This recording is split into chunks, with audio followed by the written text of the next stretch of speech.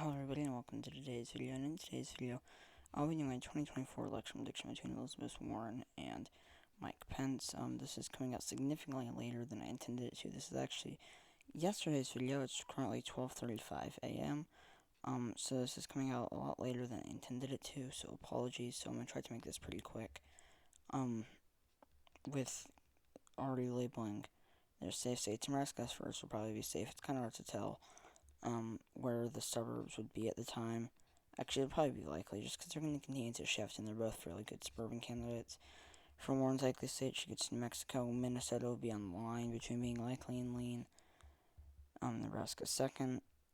Virginia, New Hampshire, man at large. New Mexico, I could see either A being a progressive populist candidate who has pretty good appeal to the working class, or B being seen as like an elite with no appeal.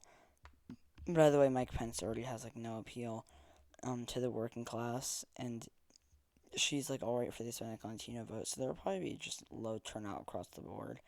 In New Mexico, Nebraska second. The suburbs are going to continue to shift, and they're both pretty strong suburban candidates.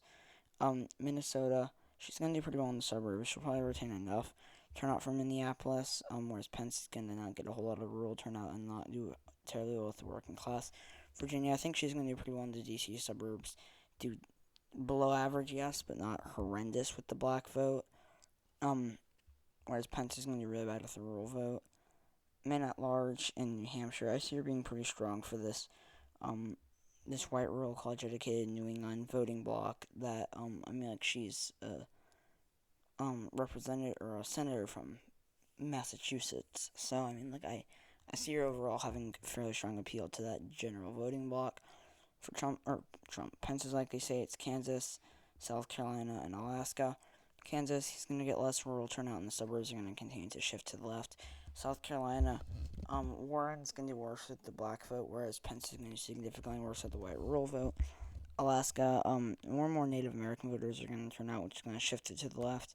But they're also both fairly weak. They're both fairly weak with oil workers. For Warren's lean state, she gets Nevada, Michigan, and that is it. Nevada, she's probably going to get less Hispanic and Latino turnout, whereas Pence is going to get less rural turnout. Michigan, the suburbs are continuing to shift it to the left, and Pence is going to get less rural turnout and do worse with the working class, whereas Warren's going to get less black turnout and do worse. In Detroit, for Pence's lean states, he gets Arizona, Texas, Florida, Iowa, Ohio, and Maine second.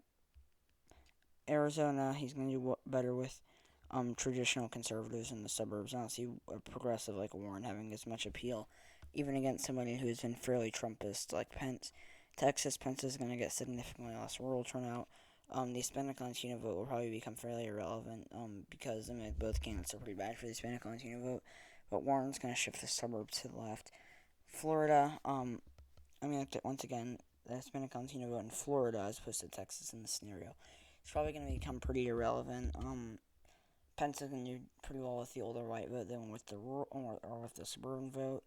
Iowa, Warren's worse with the white rural vote, but Pence I see getting enough white rural turnout, keeping enough to nearly carry it.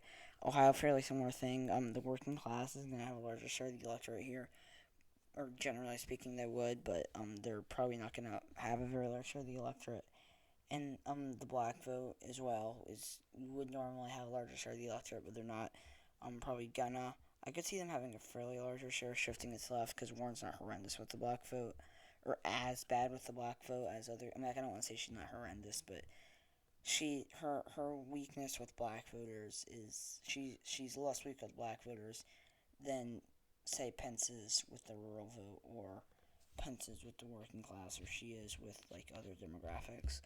And for the remaining tilt states, she gets Wisconsin, Pennsylvania, and Georgia, whereas Pence gets North Carolina. In Wisconsin, she's going to get less black turnout, although the suburbs are going to shift to the left, and Pence is going to get less rural turnout, and the working class is probably going to become fairly irrelevant. Pennsylvania, fairly similar thing, except for it's a little bit more liberal, probably be like a high tilt, maybe a low lean.